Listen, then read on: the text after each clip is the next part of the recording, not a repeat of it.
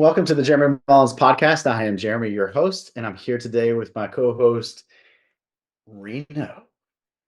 Hey, hey. I was going to go Reno with the IT, Reno with I still haven't got your specialty down that I want to put out there. I did have a listener come in and say you were very professional in your speaking. Well, I appreciate that because that's the thing I did worst in college. I'd get up there and say 900 ums.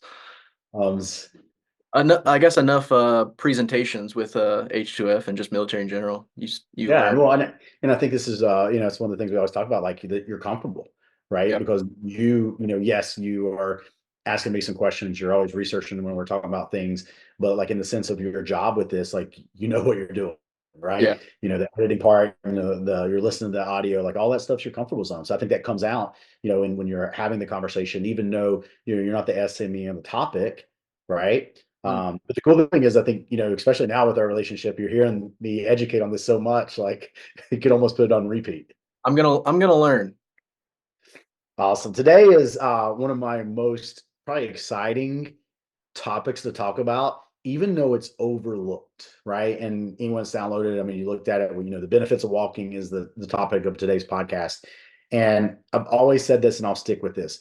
Walking is probably one of the most overlooked tools in a fitness journey. Okay. And what I mean by that is anybody can benefit from it. And I've heard people say, and this is what really frustrates me about, and there's just some really big like social media present individuals and health coaches or coaches in general, kind of down walking and be like, well, it's not useful. And I always bring it back to like we have to remember that everyone is starting at different starting points, right? And while I'm saying walking is a great tool to do and it should be done, remember a lot of times as you grow along your journey inside of the health and fitness realm, the walking becomes additional stuff that you do. It becomes stuff that you double dip. It's when you spend time with your family. It's when you go on a walk with your spouse. It's when you catch up with your friends on a phone call. It becomes part of what you do while you do other things. But for some of you guys and gals, 45 to 60 minutes walking might be just initially what you're doing to get started. Yeah. And look, I'm there. Sometimes I'm like, oh, I need to go for my 20-minute walk, 30-minute walk, and that 30 minutes feels like 4 hours. So I'm there with everyone else. We'll pause for a second. Yeah. Should I turn that since it's not plugged in, or does it matter? Didn't think about that. If people actually, You could probably. I mean, if you, yeah, that works too. Yeah. I mean, it could be wireless, but I don't want people to be Yeah. No, that's good. Yeah. picking. Okay.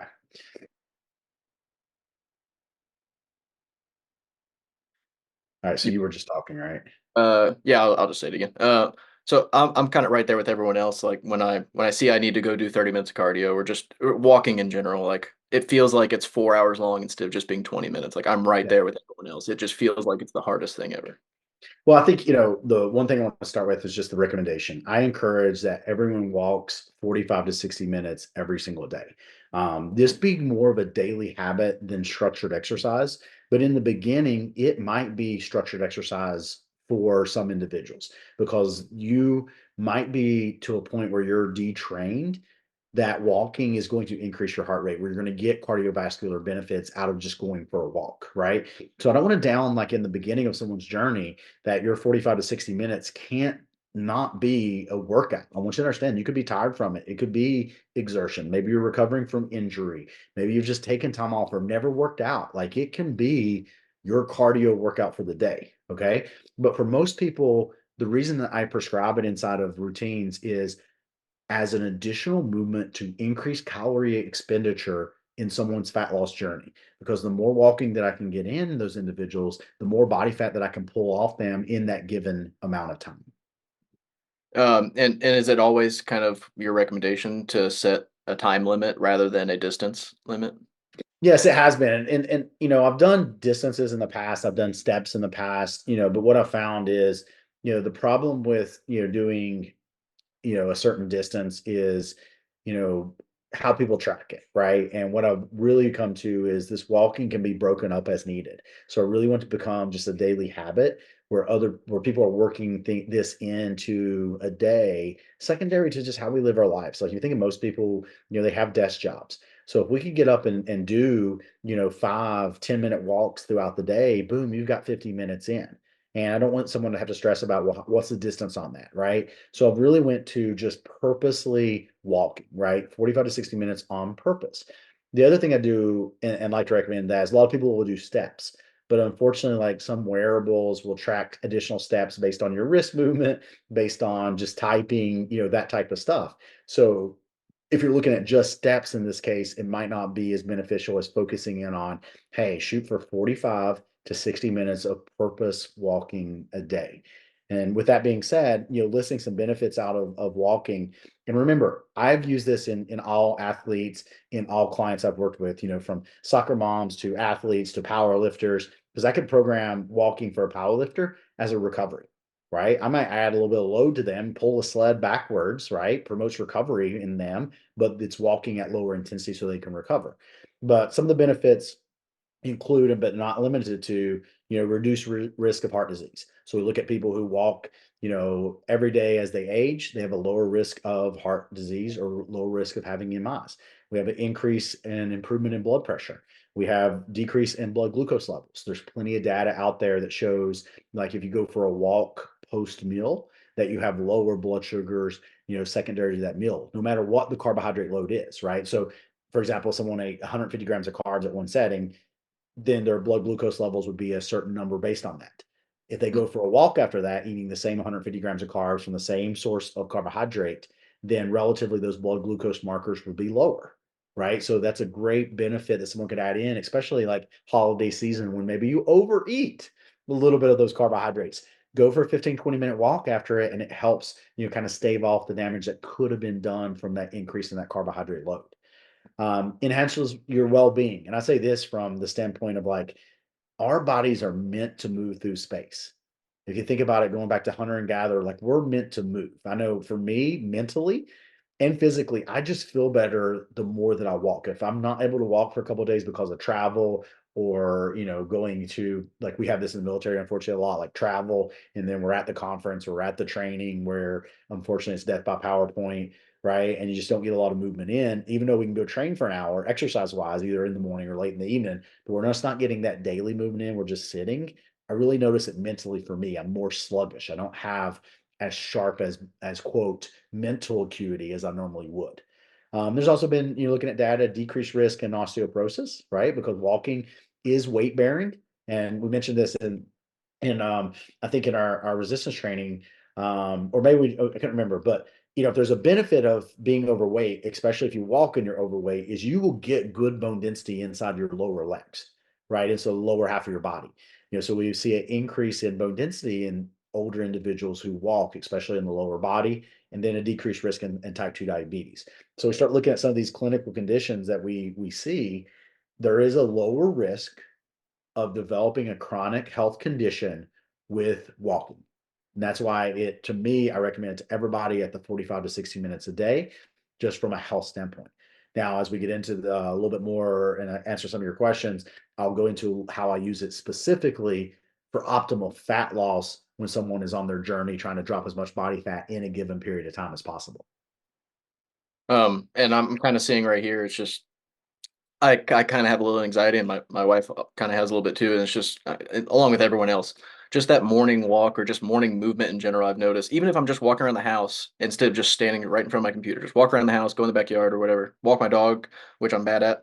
Um, I immediately, for my world kind of calms down. Everything slows down. Just starting off with as simple as walking, not sitting down. What I think, you mentioned that, like, and the reason I try to keep it as simple with recommendations is, hey, move on purpose 45 to 60 minutes a day. I don't care if it's inside, I don't care if it's outside, I don't care if it's broken up. It's just move that amount of time. Now, I would prefer to be outside, right? And we get into, first thing in the morning so that the body's getting some sunlight, you're getting some fresh air, that type of stuff. Okay. I would prefer to be outside, in the morning as one part of that walk, right? But at the end of the day, it's about getting it in. But if you look at some of the other benefits, like how can we cross benefit or have better results? it is getting outside and getting some sunlight on your body and some fresh air to go along with that walking. One of the questions that come up a lot in clients is like, well, Jeremy, can I row or ride a bike instead? Especially when I'm pushing it for fat loss, right? So, because sometimes in fat loss, I will push up to where I'll have someone walking 2 hours a day, like where you're getting up there. So they're working, not only they're working out, an hour, because I want to preface that when I say walking additional for fat loss, this does not replace their resistance training or their training program, right? So you have your strength and conditioning training program, which should be based around your resistance training. When I'm adding the additional walking in, we're not taking away that time, right? I want you to understand that the walking is additional, and that's the reason I call it a daily habit inside of our program. But when we're adding in up to 2 hours of walking, that is to burn as many calories as we can without breaking the body down. Because that's the other benefit of walking when it comes to burning body fat without breaking the body down. I'm increasing calorie expenditure, means I'm burning more body fat without breaking the body down and the body having to spend time to recover. Versus a lot of people, Reno, what they'll do is, we unfortunately see this in the military sometimes, they try to train their way down to fat loss, right? So they're doing 2 days of high intensity exercise, which the body needs time to recover from that. And also, high intensity exercise is going to increase your appetite. Walking will not increase your appetite. So when I have people in a calorie deficit, which could increase appetite because I'm in a calorie deficit anyway, I don't want to add more high intensity. I am not saying that high intensity is bad. I'm not saying do high intensity. What I'm saying is how I work the walking in to have these 100, 150 pound fat losses where people end up in single digit body fat and how they never get hungry is I add walking in to increase calorie expenditure versus more high intensity exercise. And you see it so importantly. The even the biggest bodybuilders you see, like Sebum, I know off the top of my head, Olympia, the cardio that they're doing, they toss it on 6 incline, 7 incline, and they'll just walk for 30 to an hour. Like that is their cardio. They're so big that running is just a little bit more dangerous, but that is Yep. a good source of cardio. And you see them get into the 2, 3% body fat just from walking, and obviously nutrition. But And you look at, you know, um, the bodybuilding world, and it's not like that is not my specialty, right? I always refer out to like Kelly Pullman, for example, great friend of mine, great coach. They'll recommend a lot of people too who get into the physique world, but they'll do that. They'll slowly build up the minutes inside of what they call lower intensity or zone two cardio. And we'll get into that. We'll get into that. I have one of my good friends, Kevin Summers, who he's my coach. He does some of my mountain bike programming, and we're going to get into what are the zones of cardio, right? What are the 5 zones of cardio? So when I say zone 2, you understand what that is. But yeah, that lower intensity cardio session, you're getting the benefits of cardiovascular, but you're using primary fat for fuel. And that's how we're not increasing hunger out of the walking versus if you add in sprints or you add in a little bit more high intensity, you could increase your hunger.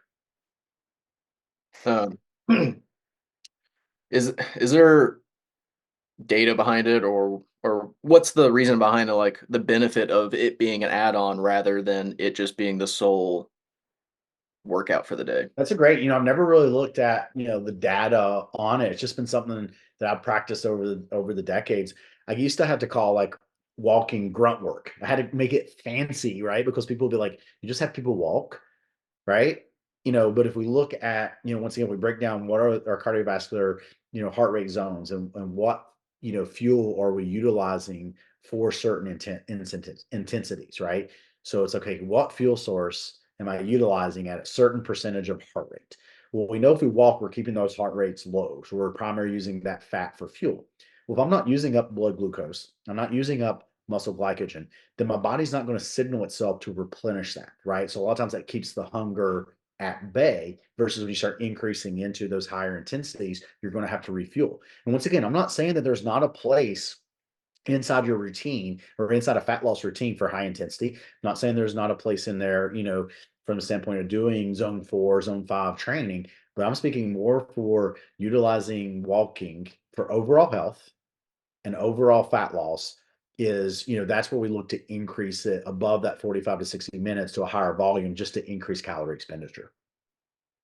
And I've said it, and I think I said it in resistance training, but like the body wants to, you said it too, the body wants to move, it wants to do these things. And the when you add the additional walking, your body's like, oh shit, this person's gonna about to go walk for 30 minutes.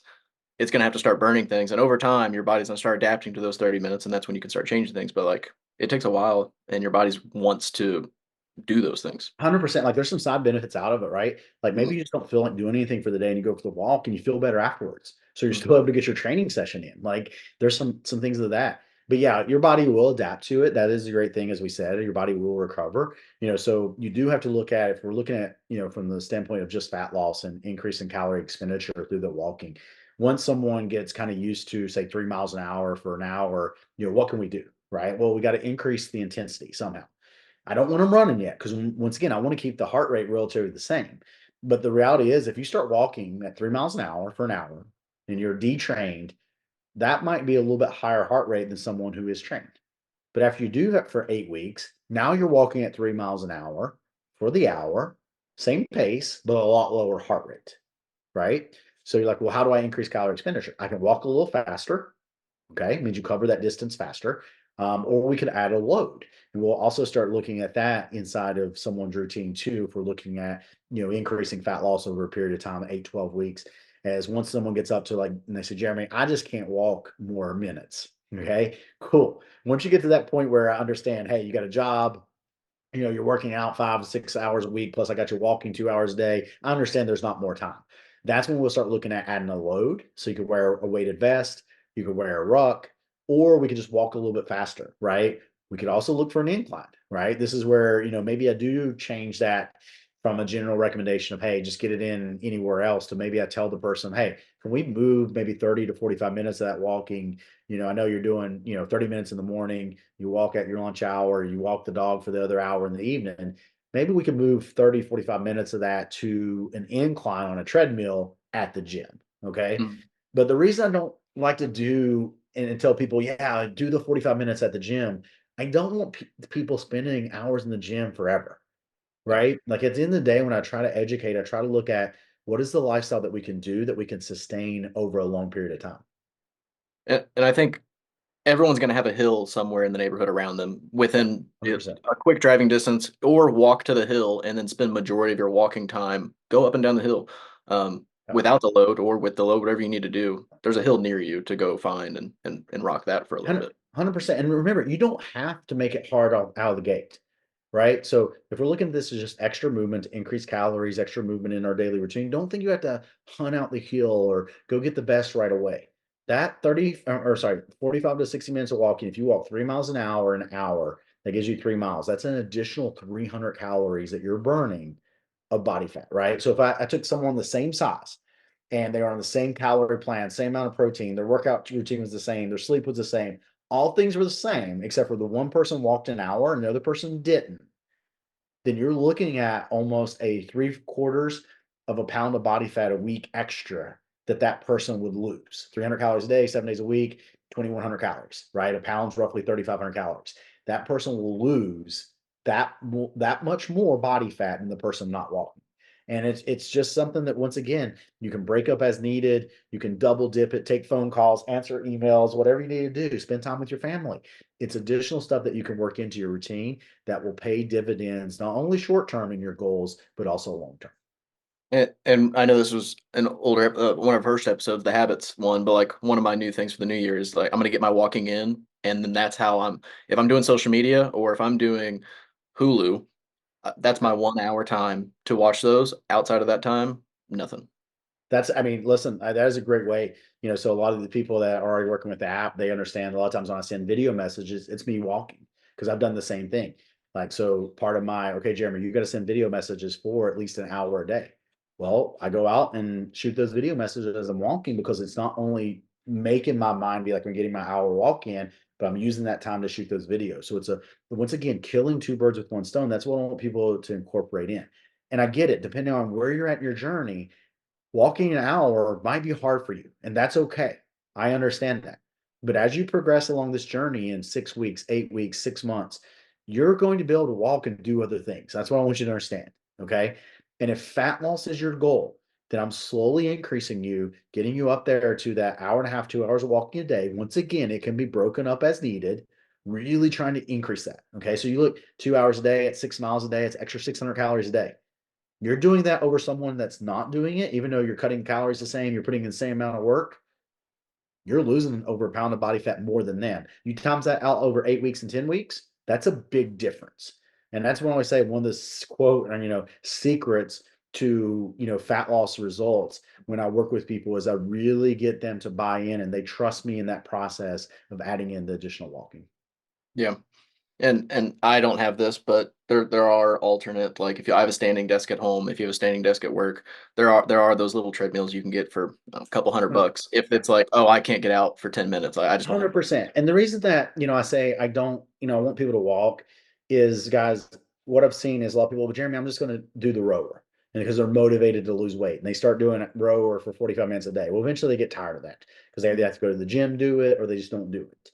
Right. So the reason I make it has to be walking is that's the habit that I see that most people are able to keep in the routine for sustainability. Okay. Now, once again, guys, you got to look at this. You want to ride a bike easy and watch TV because it is 0 degrees where you live at and there's 2 foot of snow. Cool. Roger that. Totally fine. Maybe you live in a neighborhood that you're not comfortable walking in the dark. Gotcha. Cool. Do it inside. Okay. So don't get caught up in as I call the sprinkles on top of baking the cake, right? Baking the cake in this analogy that we're talking about is get that 45 to 60 minutes of low intensity movement in and day out, preferably walking as needed, right? But I understand there are circumstances that you could definitely do other things and that would be totally acceptable. Yeah.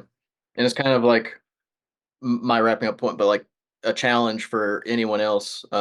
Tag Jeremy in your walking videos, and then he can share it out, and it's just kind of an accountability. Like whether he reshares it or not, just like tag him, and we see it, and that is like, oh, I tagged Jeremy today. I went on a walk. I Yeah. tagged him again today. Went on a walk. And 100%. And when we were doing, in December, I did a December challenge, just working on people building habits, right? Because I understand the month of December, a lot of people quote unquote sell it in, right?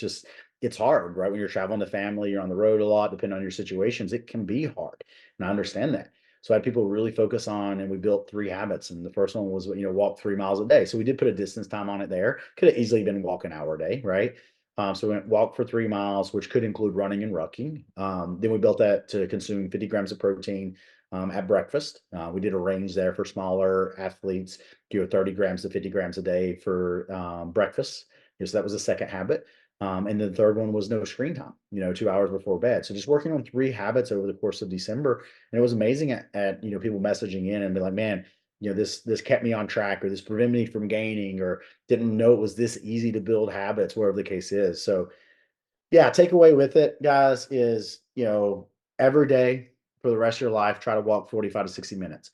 Totally understand there's gonna be days that you can't get it in for whatever reason, but those should be very few and far in between, right? Try not to miss 2 days in a row. That is my rule of thumb, right? So if you travel because you're in a car for 16 hours and you only get like 10-minute walks to the rest stops, you don't get the full hour in that day, cool, no problem.